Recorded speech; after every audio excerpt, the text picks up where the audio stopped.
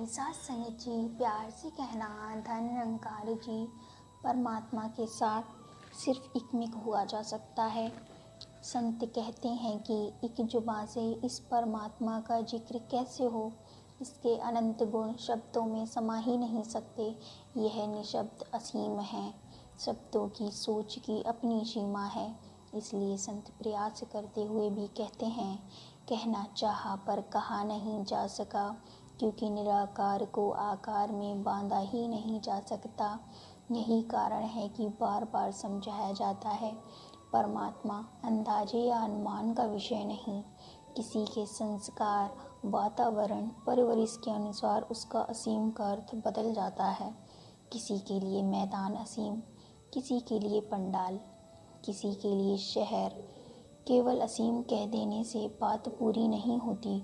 सतगुरु यही अवस्था देते हैं कि अंदाजे छोड़ो, अनुभव अपनाओ, क्योंकि अनुमान सबके अपने अपने होते हैं।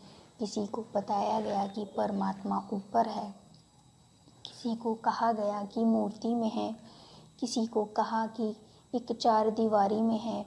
इसलिए संत कहते हैं, परमात्मा अनुमान का नहीं, प्राप्ति का विषय है। अनुभव से ही जाना जा सकता है। एक छोटा सा उदाहरण, आज मौसम में गर्मी है।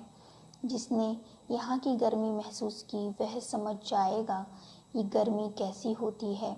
कोई दूर देश में रहता है जहाँ 25 से 28 डिग्री ही गर्मी मानी जाती है। अगर उसे भी कहा जाए कि यहाँ गर्मी है तो वह अपनी सीमा के अनुसार ही समझेगा। इसलिए किसी के लिए 28 डिग्री गर्मी है, किसी के लिए 50 डिग्री गर्मी है। उसी तरह किसी के लिए 2 डिग्री ठंड है और किसी के लिए -40 डिग्री ठंड है।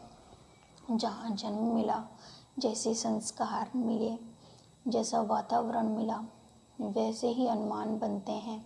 सतगुरु आकर यही भ्रम दूर करते हैं कि तेरी गर्मी ठंड की सीमा भले बदल जाए, रहने सहने और सोचने का ढंग भले अलग हो, पर सत्य नहीं बदलता।